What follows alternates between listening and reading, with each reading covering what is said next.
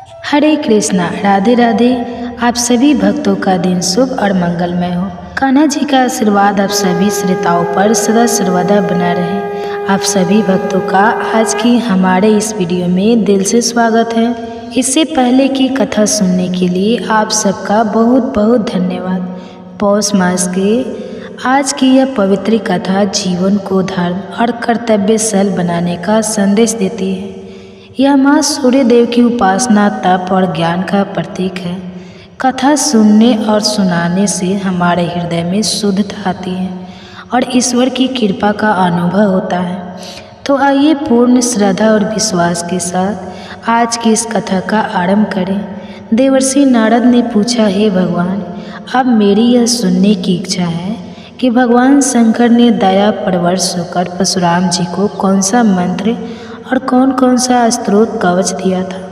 उस मंत्र के आराध्य देवता कौन है, कवच धारण करने का क्या फल है और स्त्रोत पाठ से किस फल की प्राप्ति होती है।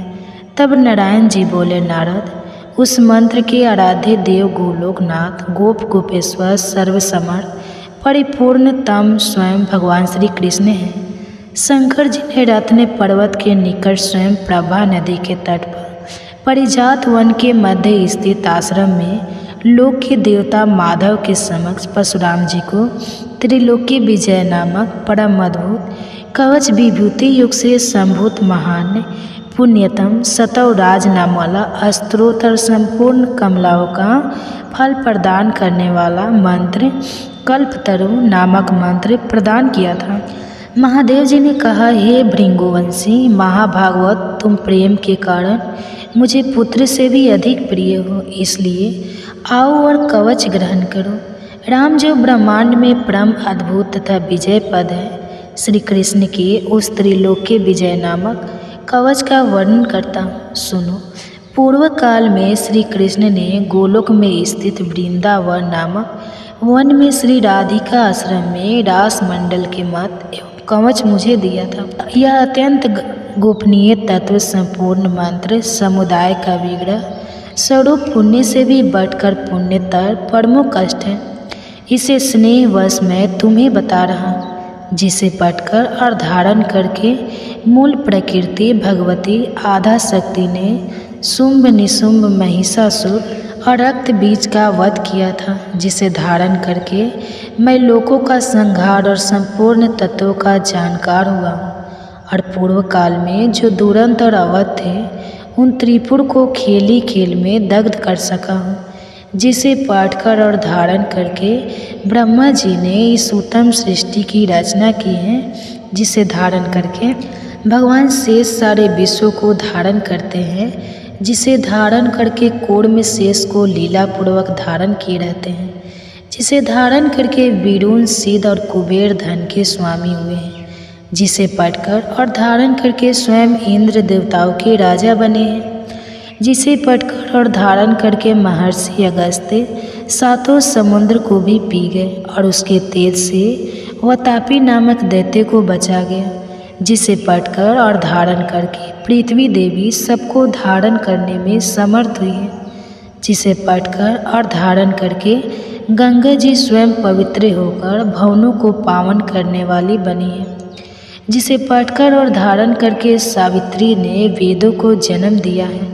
हे भृंगुनंदन, जिसे पढ़कर और धारण कर वेद धर्म के वक्ता हुए हैं, जो महात्मा साधु और श्री कृष्ण भक्त हो, उसी को यह कवच देना चाहिए, क्योंकि और दूसरे के शिष्य को देने से दाता मृत्यु को प्राप्त हो जाता है। स्त्रीलोक विजय कवच के प्रजापति ऋषि हैं, गायत्री छंद है, स्वयं रासेश्वर देवता है और त्रिलोकी की विजय प्राप्ति में इसका विनियोग्य कहा गया है।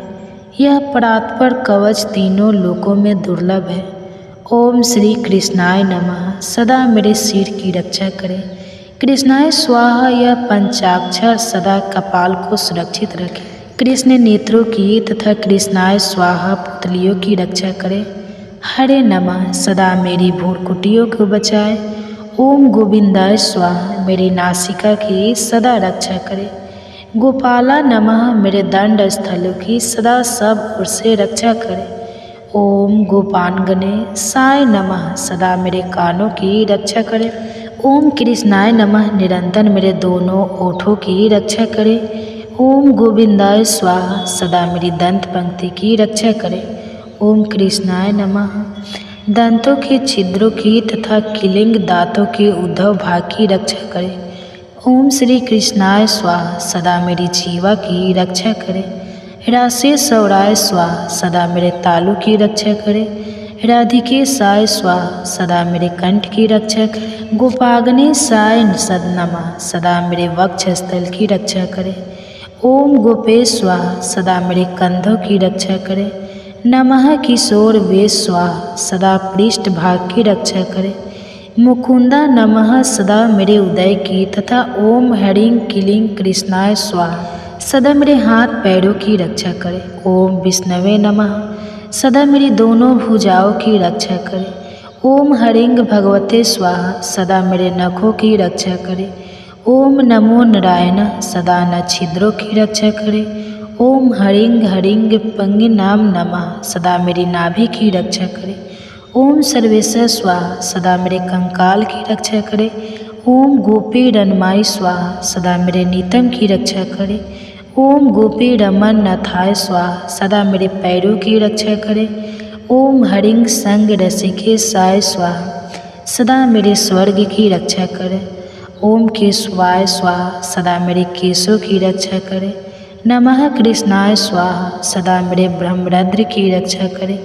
ओम माधवा स्वाहा सदा मेरे रोमों की रक्षा करे। ओम हरिंग संग रस के स्वाहा मेरे सर्वस्रव की सदा रक्षा करे। परिपूर्णतम श्री कृष्ण पूर्व दिशा में सर्वदा मेरी रक्षा करे। स्वयं गोलोकनाथ अग्निकुंड में मेरी रक्षा करे। पूर्ण ब्रह्मा स्वरूप दक्षिण दिशा में सदा मेरी रक्षा करे। श्री कृष्ण नेतृत्व कोण में मेरी रक्षा करे। श्री हरि पश्चिम दिशा में मेरी रक्षा करे। गोविंद वायव्य कोण में नित्य निरंतर मेरी रक्षा करे। रसिक शिरोमणि उत्तर दिशा में सदा मेरी रक्षा करे। वृंदावन बिहार कृत सदा ईशान कोण में मेरी रक्षा करे। वृंदावनी के प्राणनाथ उद्धव भाग में मेरी रक्षा करे। महाबली बलिहारी माधव सदैव मेरी रक्षा करे। नरसिंह जलस्थल तथा अंतरिक्ष में सदा मुझे सुरक्षित रखे। माधव सोते समय तथा जागृत काल में सदा मेरा पालन करे। और जो सबसे अंतरात्मा निर्लेप और सर्वव्यापक है वे भगवान सब ओर से मेरी रक्षा करे। वस्त इस प्रकार मैंने त्रिलोक्य विजय नामक कवच जो परम अनोखा तथा समस्त मंत्र समुदाय का मूर्तिमान स्वरूप है तुम्हें बतला दिया। मैंने इसे श्री कृष्ण के मुख से श्रवण किया था। इसे जिस किसी को नहीं बतलाना चाहिए जो विधि पूर्वक अपने गुरु का पूजन करके इस कवच को गले में अथवा दाहिनी भुजा पर धारण करता है वह भी विष्णु तुल्य को जाता है। इसमें शयन नहीं है। वह भक्त जहाँ रहता है वहाँ लक्ष्मी जी और सरस्वती जी निवास करती है। अगर उसे कवच सिद्ध हो जाता है तो वह जीवन मुक्त हो जाता है और उसे करोड़ों वर्षों की पूजा का फल भी प्राप्त हो जाता है। यह मास मनुष्य को परम आध्यात्मिक उच्च गति प्रदान करने वाला है। उसके समस्त पाप और कलशों का नाश करने वाला है। इस मास में किया गया जप तप दान श्रवण मनुष्य को परम आध्यात्मिक उन्नति प्रदान करता है। और इसी पौष मास के विशेष समय में हम श्रवण कर रहे हैं वेदों और शास्त्रों से ली गई प्रामाणिक पौराणिक कथाओं का। जो कथा भागवत महापुराण की कथा है। ये कथाएं शास्त्रों से ली गई पौराणिक कथाएं हैं। तो चलिए हमारी पिछली कड़ी को आगे बढ़ाते हुए श्रवण करते हैं आज के इस अध्याय भागवत महापुराण की कथा का। नैमिषारण्य में ऋषियों ने पूछा, हे सूत गोस्वामी, जब इस प्रकार राजा वेन की उत्पत्ति एक महात्मा पुरुष से हुई थी, वह स्वयं भी धर्म का आचरण करने वाले थे, तो फिर उन्होंने अधर्म का आचरण कैसे किया और किस प्रकार धर्म का त्याग करके वे पाप में लिप्त हो गए? उसका उत्तर देते हुए सूत गोस्वामी ने कहा, हे साधुगण, वे इनकी जिस प्रकार पाप आचार में प्रवृत्ति हुई अब वो वृत्तांत सुनाता हूँ। धर्म के ज्ञाता प्रजा पालक राजा वेन जब शासन कर रहे थे उस समय कोई पुरुष छद्म वेश धारण करके उनके दरबार में आया। वह निर्वस्त्र था, उसका शरीर विशाल था और सिर सफ़ेद था। वो बड़ा क्रांतिमान दिख रहा था। उसकी कांख में मोर पंख की बनी हुई मर्जनी थी और एक हाथ में नारियल का जल पात्र था। इन दोनों को धारण करके वह वेद शास्त्रों को दूषित करने वाले शास्त्र का पाठ कर रहा था। जहाँ महाराज वेन बैठे हुए थे उसी स्थान पर वो बड़ी जल्दी के साथ पहुँचा। उसे वहाँ पर आया देखकर वेन ने पूछा, आप कौन हैं जो ऐसा अद्भुत रूप धारण किए यहाँ आए हैं? मेरे सामने आप सारी बातें सच सच बताइए। राजा वेन का यह वचन सुनकर उस पुरुष ने कहा, हे राजन, तुम इस धर्म प्रकार के पचड़े में पकड़कर जो राज्य चला रहे हो ना, वह सारा व्यर्थ है। तुम बहुत ही मूर्ख और अज्ञानी हो। मेरा परिचय जानना चाहते हो तो सुनो। मैं देवताओं का परम पूज्य हूँ। मैं ही ज्ञान, मैं ही सत्य, मैं ही सनातन ब्रह्मा हूँ। मोक्ष भी मैं ही हूँ। मैं ब्रह्मा जी के देह से उत्पन्न सत्य प्रतिज्ञ पुरुष हूँ। मुझे जिन स्वरूप जानो सत्य और धर्मी मेरा क्लेवर है। ज्ञान परायण योगी मेरे ही स्वरूप का ध्यान करते हैं। तब राजा वेन ने पूछा, आपका धर्म कैसा है? आपका शास्त्र क्या है? और आप किस प्रचार का पालन करते हैं? यह सब बताइए। तब उस जिन ने कहा, जहाँ मन, देवता, निर्ग्रंथ, गुरु और दया को ही परम धर्म बताया गया है, वही मोक्ष देखा जाता है और यही जैन दर्शन है। इसमें कोई संदेह नहीं है। अब मैं आपका आचार बता रहा हूँ। मेरे मत में यजन, याज, वेद अध्ययन नहीं है, संधि उपासना भी नहीं है। तपस्या, दान, सर्वदा और स्वाहा का भी मैं परित्याग करता हूँ। हव्य, कबों का तर्पण, अतिथियों का सत्कार, बलि, वैष्णदेव आदि कर्मों का भी विधान नहीं किया गया है। केवल अरहन का ध्यान ही उत्तम माना गया है। जैन मार्ग में प्रायः ऐसे धर्म का आचरण ही दृष्टि गोचर होता है।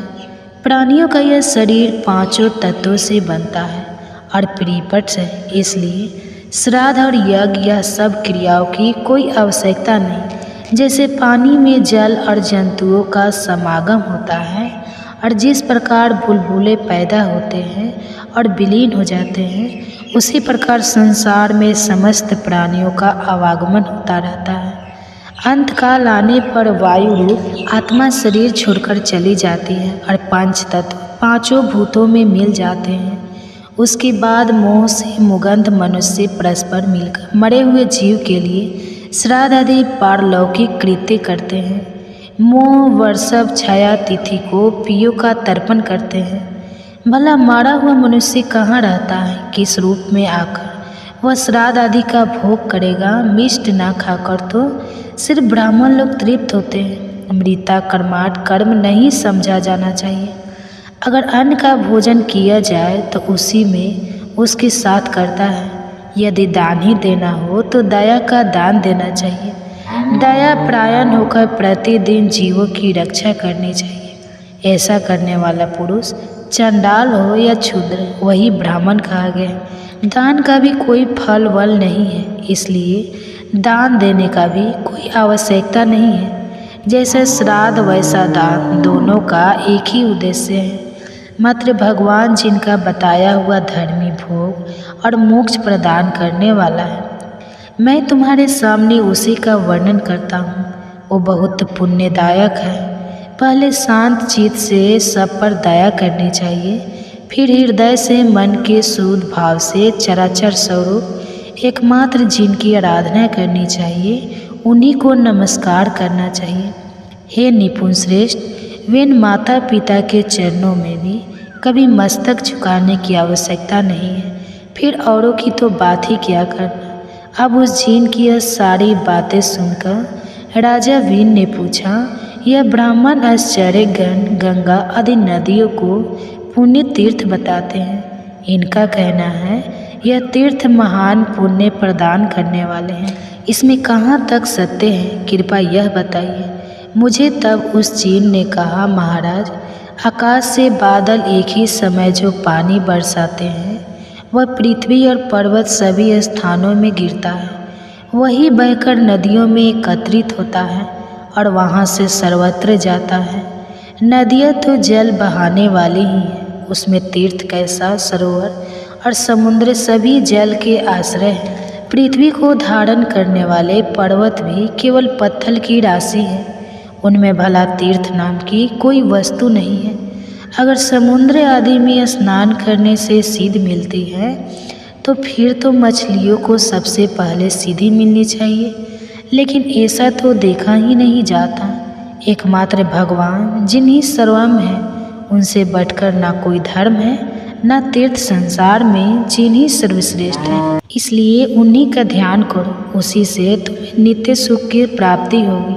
हाँ, इस प्रकार उस रहस्यमय पुरुष ने वेद, दान, पुण्य, यज्ञ समस्त धर्मों की निंदा करी और वेन कुमार राजा वेन को पाप के प्रभाव द्वारा बहुत कुछ समझाया। उसके इस प्रकार समझाने पर राजा वेन के हृदय में पाप भाव का उदय हो गया। वेन उसकी बातों से मोहित हो गया। उसने उसके चरणों में प्रणाम करके वैदिक धर्म और सत्य धर्म आदि की क्रियाओं को त्याग दिया। पाप आत्मा वेन के शासन से संसार पाप बन गया और उसमें हर तरह के पाप होने लगे। उसने वेद, यज्ञ, उत्तम धर्म, शास्त्रों का अध्ययन सब कुछ बंद करवा दिया और उसके शासन काल में ब्राह्मण लोग न दान कर पाते थे न स्वाध्याय, और इस प्रकार धर्म का सर्वथा लोप हो गया। सभी और महान पाप जाने लगा। वेन अपने पिता अंग के मना करने पर भी उनकी आज्ञा के विपरीत ही आचरण करने लगा। वह दुरात्मा न तो पिता के चरणों में प्रणाम करता न माता की। उसके महायशस्वी पिता ने अपने भाव और स्वरूप पर बहुत काल तक विचार किया, लेकिन किसी तरह उनकी समझ में यह बात नहीं आई कि वेन ऐसे पापी कैसे बन गया। उसके बाद एक दिन सप्तश्री अंग कुमार वेन के पास आए और उसे आश्वासन देते हुए कहने लगे, वेन, तुम हंस ना करो, तुम यहाँ समस्त प्रजा के रक्षक बनाए गए हो। यह सारा जगत तुम पर आश्रित है। धर्म अधर्म रूप संपूर्ण विश्व का भार तुम्हारे ऊपर है, इसलिए अपना पाप कर्म छोड़कर धर्म का आचरण करो। सप्तर्षियों द्वारा कहे जाने पर वेन इस प्रकार बोलने लगा, मैं ही परम धर्म हूँ, मैं ही सनातन देवता अहन हूँ, धाता रक्षक और सत्य भी मैं हूँ। मैं परम पुण्यम सनातन जैन धर्म हूँ। हे ब्राह्मणों, मुझे धर्म रूपी देवता का ही तुम लोग अपने कर्म द्वारा भजन करो। तब उन ऋषियों ने कहा, हे राजेंद्र, ब्राह्मण, क्षत्रिय और वैश्य 3 वर्ण दी जाति कहलाते हैं। इन सभी वर्णों के लिए सनातन श्रुति ही परम प्रणाम है। समस्त प्राणी वैदिक आचार से ही रहते हैं और उसी से जीविका चलाते हैं। राजा के पुण्य से प्रजा सुख पूर्वक जीवन निर्वाह करती है और राजा के पाप से उसका नाश हो जाता है। इसलिए तुम सत्य का आचरण करो। यह जैन धर्म सतयुग, त्रेता और द्वापर का धर्म नहीं है। कलयुग का प्रवेश होने पर ही कुछ मनुष्य इसका आश्रय लेंगे। जैन धर्म ग्रहण करके सब मनुष्य पाप से मोहित हो जाएंगे। भगवान गोविंद सब पापों को हरने वाले हैं। वे ही कलयुग में पापों का संहार करेंगे। पापियों के एकत्रित होने पर मलेच्छ का नाश करने के लिए साक्षात भगवान श्री विष्णु कल के रूप में अवतीर्ण होंगे और इसमें कोई संदेह नहीं है। इसलिए हे वेन, तुम कलयुग के इस व्यवहार को त्याग दो और पुण्य का आश्रय लो। तब उस राजा वेन ने कहा, हे ब्राह्मणों, मैं ज्ञानियों में सबसे श्रेष्ठ हूँ। विश्व का ज्ञान मेरा ही ज्ञान है। जो मेरी आज्ञा के विपरीत बर्ताव करता है वह निश्चित ही दंड का अधिकारी बनेगा। अब इस पाप बुद्धि वाले राजा वेन को बहुत समझाया, लेकिन सप्तर्षियों की कोई भी बात उसने नहीं मानी और तब सप्तर्षि क्रोध हो गए। उनके श्राप के भय से वेन एक बाम्बी में घुस गया, लेकिन वे ब्राह्मर्षि उस क्रूर पापी को वहाँ से बलपूर्वक पकड़ लाए। क्रोध में आकर राजा के बाएं हाथ का मंथन करने लगे और उससे एक नीच जाति का मनुष्य उत्पन्न हुआ, जो कि बहुत ही छोटे कद का, काला और भयंकर था। वह निषादों और विशेषता मलेच्छों को धारण पोषण करने वाला राजा हुआ। और तत्पश्चात ऋषियों ने दुरात्मा वेन को दाहिनी हाथ का मंथन किया और उसी से महात्मा राजा पृथु का जन्म हुआ, जिन्हें वसुंधरा का दोहन किया था। उन्हीं के पुण्य प्रसाद से राजा वेन धर्म और अर्थ का ज्ञाता हुआ। तो यह थी आज की हमारी भागवत महापुराण पौष मास की विशेष कथा। इस कथा में हमारे लिए एक विशेष शिक्षा छिपी हुई थी, और वह क्या थी वह हमें आप नीचे कमेंट बॉक्स में लिखकर बताइए। अगर आपने आज की कथा को ध्यान से सुना होगा तो अवश्य ही वह शिक्षा को आप आत्मसात कर पाएंगे। और इसी पौष मास कथा भागवत महापुराण की आगे की श्रृंखला की आगे की कड़ी को सुनने के लिए आपके अपने चैनल को सब्सक्राइब कर लीजिए, बेल आइकन दबाकर नोटिफिकेशन ऑन रखिए। और हम आपसे मिलेंगे बहुत जल्दी इसी कथा श्रृंखला की अगली कड़ी के साथ। तब तक सुनिए एक और कथा। परम भगवान श्री कृष्ण का दिव्य नाम, उनकी लीलाओं का श्रवण और उनके गुणों का कीर्तन यह मनुष्य को इस भौतिक संसार से मुक्त करने वाले हैं और उन्हें परम आध्यात्मिक उच्च गंतव्य को प्रदान करने वाले हैं। और इसलिए नित्य प्रतिदिन उनका श्रवण, कीर्तन और स्मरण करना चाहिए। और विशेषकर इस पौष मास में भगवान श्री विष्णु की विशेष पूजा, उनकी कथाओं का श्रवण और उनका अर्चन करने से वे अत्यंत प्रसन्न होते हैं। और इसलिए इस पौष मास में हम आपके लिए प्रतिदिन इन सुंदर पौराणिक कथाओं को लेकर आ रहे हैं। हमारे इसी पौष मास की भागवत महापुराण कथा श्रृंखला की पिछली कड़ी में हमने राजा पृथु के जीवन चरित्र के विषय में सुना। उनका जन्म राजा वेन के अंगों से हुआ था और राजा वेन अत्यंत दुरात्मा थे, लेकिन राजा पृथु एक बड़े ही महात्मा और धर्मात्मा थे। हमने देखा कि किस प्रकार उनके शासन काल में संपूर्ण प्रजा सुख समृद्धि से संपन्न और संतुष्ट रहा करती थी। लेकिन एक समय पृथ्वी ने सभी अनाजों को निगल लिया और तब क्रोध में आकर राजा पृथु ने पृथ्वी पर आक्रमण किया। जब पृथ्वी का कहीं पर भी आश्रय नहीं मिला तो वह गाय का रूप धारण करके राजा पृथु की शरण में आती है। और फिर आगे क्या होता है उसकी कथा का श्रवण हम आज करेंगे। तो चलिए श्रोताओं, आज की इस विशेष कथा का आरंभ करते हैं। गाय के रूप में आई हुई पृथ्वी ने राजा पृथु को नमस्कार करते हुए कहा, हे महाराज क्षमा कीजिए, रक्षा कीजिए। हे महाप्रज्ञ, मैं तो धारण करने वाली भूमि हूँ। मेरे ही आधार पर आप सभी लोग टिके हुए हैं। यदि मैं मारी गई तो सातों लोग नष्ट हो जाएंगे। गाय की हत्या में बहुत बड़ा पाप लगता है। इस बात का श्रेष्ठ ब्राह्मणों ने प्रत्यक्ष अनुभव भी किया है। अगर मेरा नाश हो जाएगा तो संपूर्ण प्रजा का नाश हो जाएगा। हे राजन, अगर मैं ना रही तो तुम प्रजा को कैसे धारण करोगे? अगर तुम वास्तव में प्रजा का कल्याण करना चाहते हो तो मुझे मारने का विचार छोड़ दो। हे भूपाल, मैं तुम्हें एक हित की बात बता रही हूँ, सुनो। अपने क्रोध पर नियंत्रण रखो। मैं अनमय हो जाऊंगी, समस्त प्रजा को धारण करूंगी। मैं स्त्री हूँ, मैं अवध मानी गई हूँ। मुझे मारकर तुम्हें प्रायश्चित का भागी बनना पड़ेगा। गाय के रूप में आई हुई पृथ्वी के यह वचन सुनकर राजा पृथु ने कहा, अगर किसी एक महापाप और दुराचारी का वध करने पर सब लोग सुख से जी सके और पुण्यदर्शी साधु पुरुषों को सुख मिल सके तो एक पापी पुरुष का विनाश करना ही कर्तव्य माना गया है। हे वसुंधरे, तुमने भी प्रजा के संपूर्ण स्वार्थों का विनाश कर दिया है। इस समय जितने भी बीज थे उन सबको तुमने पचा लिया है।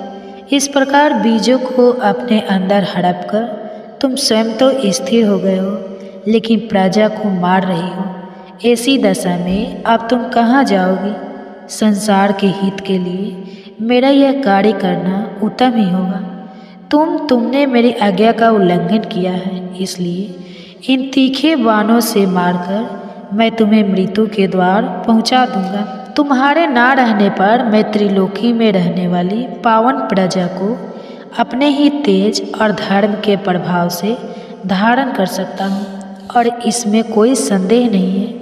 हे वसुंधरे, मेरा शासन धर्म के अनुकूल है। इसलिए इसे मारकर मेरी आज्ञा से तुम प्रजा के जीवन की सदा ही रक्षा करो। अगर इस प्रकार आज ही मेरी आज्ञा मान लो कि तो मैं प्रसन्न होकर तुम्हारी रक्षा करूँगा। जब राजा पृथ्वी इस प्रकार कह रहे थे तो पृथ्वी देवी गाय के रूप में खड़ी हुई थी।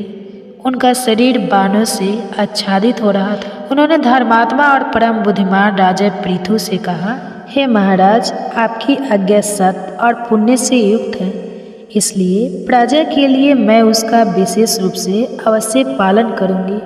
हे राजेंद्र, तुम स्वयं ही कोई उपाय सोचो जिससे तुम्हारे सत्य का पालन हो सके और तुम इन प्रजा को भी प्रण कर सके।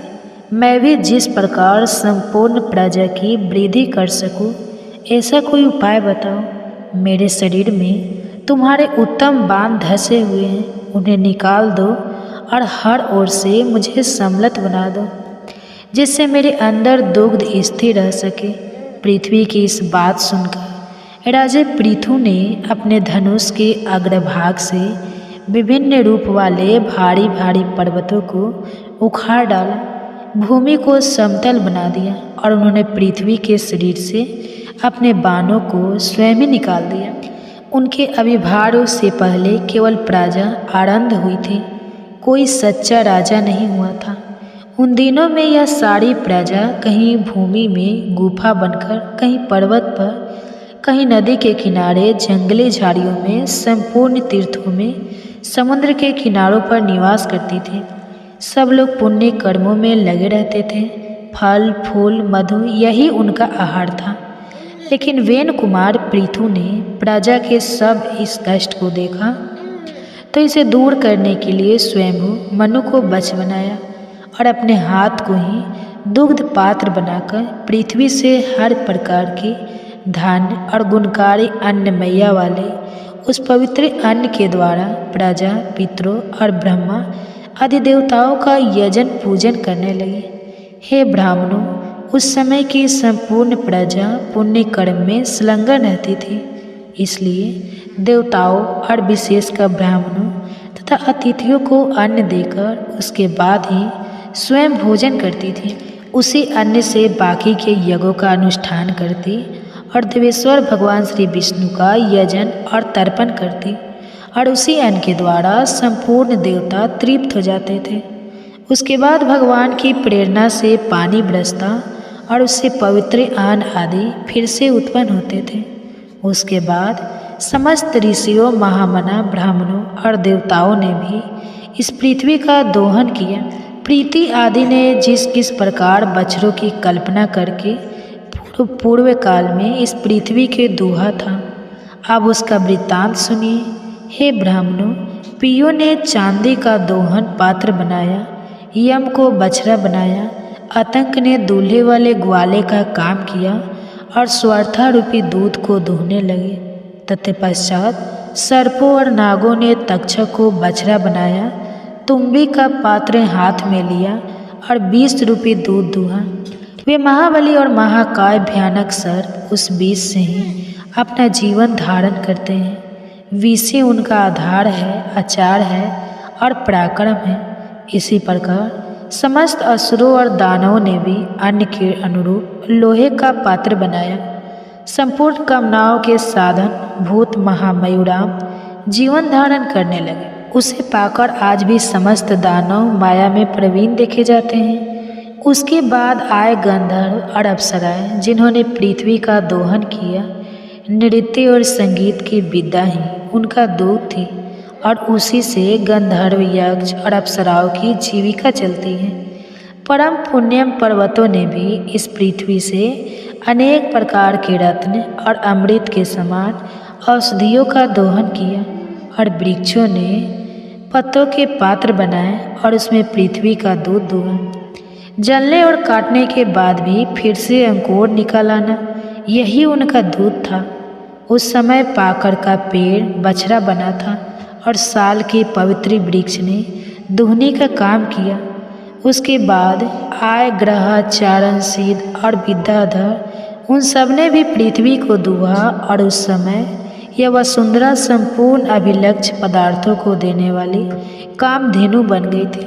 जो लोग जिस जिस वस्तु की इच्छा करते उन्हें भिन्न भिन्न पात्र और बछड़े के द्वारा वो वस्तुएं दूध के रूप में प्रदान कर दी गई। वह धात्री यानी धारण करने वाली और विधात्री यानी उत्पन्न करने वाली बन गई। यह श्रेष्ठ वसुंधरा है।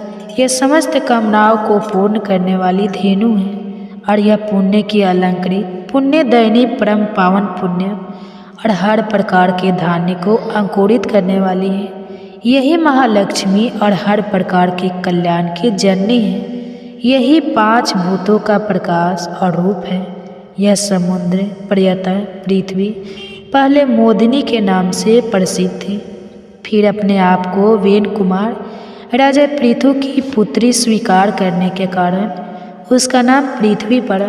कथा को आगे बढ़ाते हुए शीलसुत गोस्वामी ने कहा, हे ब्राह्मणों, पृथु के प्रयत्न के कारण इस पृथ्वी पर घर और गांव की नींव पड़ी, फिर बड़े बड़े कस्बे और शहर बने। धन धान्य से वह संपन्न हुई और हर प्रकार के तीर्थ स्थान इसके ऊपर प्रकट होने लगे।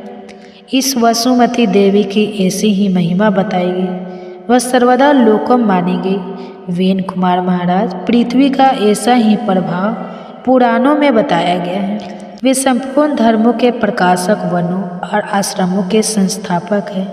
समस्त लोगों को धारण और पोषण करने वाले हैं। जो भी सौभाग्यशाली राजा इस लोक में वास्तविक राजपद प्राप्त करना चाहते हो, उन्हें परम प्रतापी राजा वन कुमार पृथु को नमस्कार करना चाहिए, जो धन व्यर्थ का ज्ञान और युद्ध से सदा ही विजय प्राप्त करना चाहते हो। उन्हें भी महाराजा पृथु को प्रणाम करना चाहिए। महाराज पृथु राजा महाराजाओं को भी जीविका प्रदान करने वाले थे।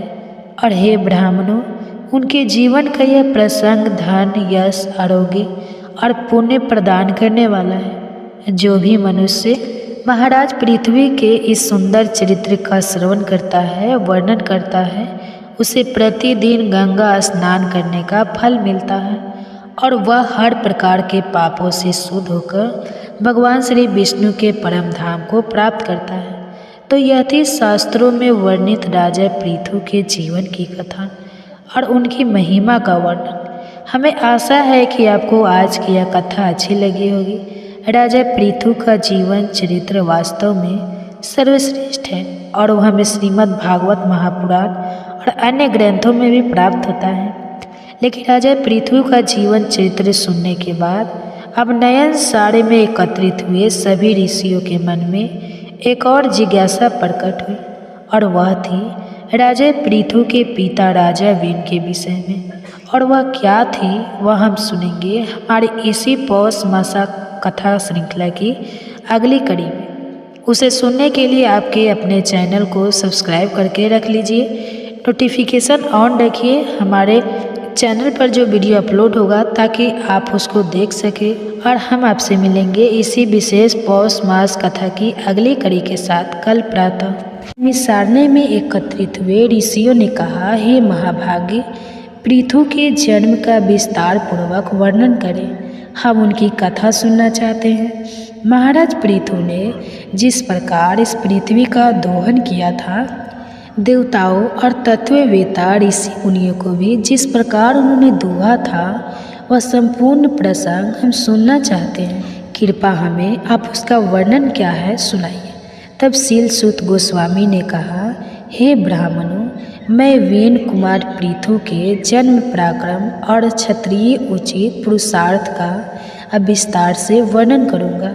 इस विषय में महान ऋषियों ने जो रहस्यपूर्ण बातें बताई हैं, उनका भी मैं आपको वर्णन कर सुनाऊंगा। जो भी मनुष्य वेन के पुत्र इस पृथु की कथा को विस्तार पूर्वक कहता है, उसके 7 जन्मों के पाप नष्ट हो जाते हैं। क्योंकि राजा पृथु का जन्म वृतांत संपूर्ण चरित्र मनुष्य के संपूर्ण पापों को नाश करने वाला और अत्यंत पवित्र है।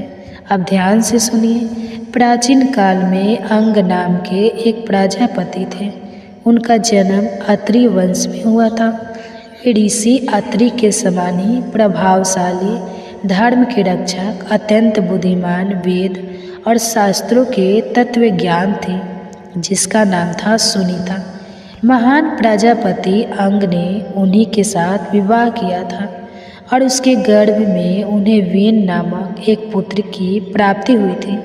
लेकिन दुर्भाग्य से यह पुत्र धर्म का नाश करने वाला निकला। जब वह राजा बना तो वेन वेद उक्त सदाचार स्वरूप सभी धर्मों का परित्याग करके काम, लोभ और मोह वंश पाप का ही आचरण करता रहता। मद और मातृस्मा, स्वाध्याय और यज्ञ का नामो निशान भी नहीं रहा। यज्ञ में आए हुए सभी देवता यजमान के द्वारा अर्पण किए हुए सोमरस का पान नहीं करते थे, क्योंकि वह दुष्ट आत्मा राजा वेन ब्राह्मणों से प्रतिदिन यही कहता रहता कि स्वाध्याय करने की कोई आवश्यकता नहीं, होम करना भी छोड़ दो, दान भी मत दो और यज्ञ भी मत करो। प्रजापति वेन का विनाश काल अब आ चुका था और इसलिए उसने क्रूर घोषणा की थी। वह सदैव यही कहता रहता कि मैं ही यजन करने के योग्य देवता हूँ, मैं ही यज्ञ करने वाला यजमान और मैं ही यज्ञ का कर्म हूँ। मेरे उद्देश्य से ही यज्ञ और होम का अनुष्ठान होना चाहिए। मैं स्वयं सनातन विष्णु हूँ, मैं ही ब्रह्मा, मैं ही रुद्र हूँ, मैं ही इंद्र और सूर्य और वायु हूँ। हव्य और काव्य का भोक्ता भी सदैव मैं ही हूँ, मेरे सिवा दूसरा कोई नहीं है। अब राजा वेन इस प्रकार बोलते थे तो महान शक्तिशाली ऋषि मुनियों को अत्यंत क्रोध आता था।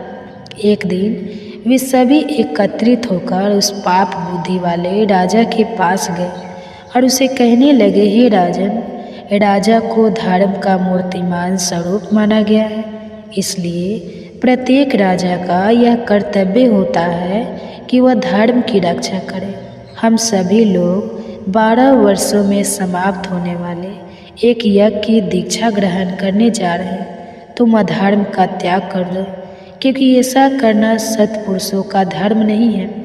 तुमने यह प्रतिज्ञा की है कि मैं राजा होकर धर्म का पालन करूँगा, इसलिए उस प्रतिज्ञा के अनुसार धर्म करो, सत्य और पुण्य को आचरण में लाओ। अब ऋषियों की यह बातें सुनकर राजा वेन को भी बड़ा क्रोध आया। उन सब की ओर दृष्टिपात करके वो यमराज की तरह दहाड़ते हुए बोलने लगा, अरे ओ मूर्ख, तुम्हारी बुद्धि भ्रष्ट हो चुकी है। अब तुम सब निश्चय ही मुझे नहीं जानते हो। भला ज्ञान, पराक्रम, तपस्या और सत्य के द्वारा मेरी समानता करने वाला इस पृथ्वी पर दूसरा कौन है?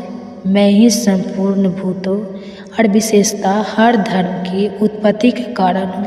अगर मैं चाहूँ तो इस पृथ्वी को जला सकता हूँ, जल में डुबो सकता हूँ और पृथ्वी तथा आकाश को रुद्ध सकता हूँ। ऋषियों द्वारा समझाए जाने पर भी जब राजा वेन को किसी प्रकार से अधर्म मार्ग से हटाया न जा सका, तब सभी ऋषियों ने क्रोध में आकर उसे बलपूर्वक पकड़ लिया और वो विवश होकर छटपटाने लगा।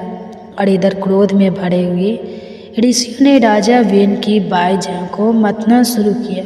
उसे काले अंजन की राशि के समान एक छोटे कद का मनुष्य प्रकट हो। उसकी आकृति विलक्षण थी, उसका मुंह लंबा था, आंखें विकराल और नीले कवच के समान उसका काला रंग था। उसके कान मोटे और चौड़े थे, उसकी बाहें बेडो रूप थे बड़ी हुई थी और उसका पेट विशाल और भादा सा दिख रहा था। ऋषियों ने उसकी ओर देखा और कहा, निषद निषद, यानी बैठ जाओ। उन सब की बात सुनकर वह भय से व्याकुल हो गया और चुपचाप बैठ गया। ऋषियों ने निषेध कहकर उसे बैठने की आज्ञा दी थी, इसलिए उसका नाम निषाद पड़ा। पर्वतों और वनों में ही उसके वंश की प्रतिष्ठा हुई। निषाद, किरात, भील, नरक, ब्राह्मण, पुलिन और जितने भी मलेच्छक जाति के पाप आचरण करने वाले मनुष्य हैं, वे सभी राजा वेन के उसी अंग से उत्पन्न हुए थे। अब ऋषि मुनियों ने यह जान लिया कि राजा वेन का पाप अब निकल चुका है और तब उन्हें अत्यंत प्रसन्नता हुई। अब उन्होंने राजा के दाहिनी हाथ का मंथन करना आरंभ किया।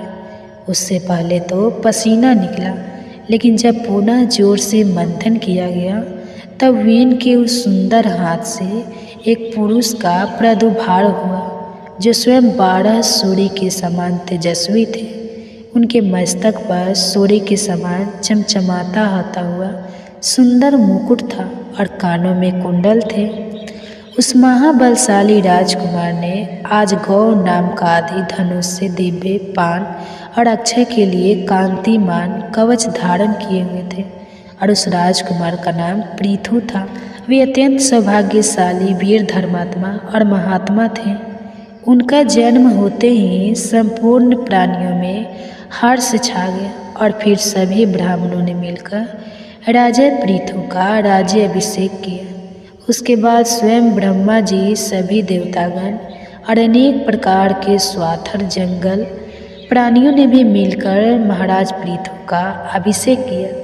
राजा पृथु के पिता राजा वेन ने कभी भी अपनी प्रजा को संतुष्ट नहीं किया था, लेकिन पृथु ने सबका मनोरंजन किया और इस वजह से संपूर्ण प्रजागण सुखी होकर आनंद का अनुभव करने लगे। उन महात्मा नरेश के भय से समुद्र का जल भी शांत रहने लगा। जब उनका रथ चलता उस समय पर्वत दुर्गम मार्ग को छिपाकर उन्हें उत्तम मार्ग दे देते थे। पृथ्वी बिना जोते ही अनाज तैयार करके दे देती थी। सभी जगह पर गाय कामधेनु बन जा चुकी थी। मेघ प्रजा की इच्छा के अनुसार वर्षा करता। सभी ब्राह्मण और क्षत्रिय देव यज्ञ और बड़े बड़े उत्सव किया करते। राजा पृथु के शासन काल में वृक्ष इच्छा के अनुसार फलते थे। उनके पास जाने से सबकी इच्छाएं पूर्ण हो जाती थी। देश में ना तो कभी अकाल पड़ा, ना ही कोई बीमारी फैलती, ना ही मनुष्य की अकाल मृत्यु होती थी। सभी लोग सुख से जीवन बिता रहे थे और धर्म के अनुष्ठान में ही लगे रहते थे। हे ब्राह्मणों, प्रजा ने अपनी जीवन रक्षा के लिए पहले जो अन्न का बीज बो रखा था उसे एक बार इस पृथ्वी ने पचाक व स्थित हो गई और उस समय संपूर्ण प्रजा राजा पृथु के पास चली गई और मनुष्यों के कथन अनुसार कहने लगी, हे राजन, हमारे लिए उत्तम जीविका का प्रबंध कीजिए।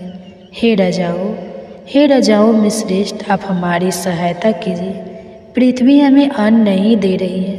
जब राजाओं में श्रेष्ठ पृथु ने देखा तो उसे प्रजा के ऊपर अत्यंत स्नेह उत्पन्न। वो समझ पाया कि इस समय उसकी प्रजा के ऊपर एक भय उत्पन्न हुआ है और यह देखकर महर्षियों की बात मानकर महाराज पृथु ने अपना धनुष और बाण हाथ में लिया और क्रोध में आकर बड़े वेग से पृथ्वी के ऊपर उसने आक्रमण किया। पृथ्वी गाय का स्वरूप धारण करके तीव्र गति से स्वर्ग की ओर भागने लगी और फिर क्रमशः वह ब्रह्मा जी, भगवान विष्णु और रुद्र आदि देवताओं की शरण में गई, लेकिन कहीं पर भी उसे अपने सुरक्षा का स्थान नहीं मिल पाया। जब अंत में उसने देखा कि उसकी रक्षा का कोई उपाय नहीं है तो वह वेन कुमारी पृथु की ही शरण में आई और वानों के आघात से व्याकुल होकर उन्हीं के पास खड़ी हो गई। उन्हें नमस्कार करके विनम्रतापूर्वक उनसे कहने लगी। उस समय पृथ्वी ने राजा पृथु से क्या कहा और उसके प्रत्युत्तर में राजा ने कैसा व्यवहार किया, यह सब हम जानेंगे हमारी इसी पौष मास कथा की भागवत महापुराण की कथा की अगली कड़ी। और इसे सुनने के लिए आपको क्या करना है यह आप जानते ही हैं। अगर अभी तक नहीं किया है तो आपके अपने चैनल वंदना काव्य को सब्सक्राइब करके रख लीजिए। बेल आइकन दबाकर नोटिफिकेशन ऑन रखिए ताकि कल सुबह आने वाली कथा को भी आप सरलता से सुन पाए। अगर राजा पृथु का यह प्रसंग आपको सुनना अच्छा लग रहा है तो आपके परिवारजनों और मित्रों को भी अच्छा लगेगा। उन्हें भी यह कथा शेयर कर दीजिए। इस पवित्र पौष मास में भगवान की दिव्य लीलाओं और कथाओं का अधिक से अधिक श्रवण भी करना चाहिए और उसे लोगों तक पहुंचाना भी चाहिए। और हम आपसे मिलेंगे इसी कथा की अगली कड़ी के साथ कल प्रातः। तो हरे कृष्णा।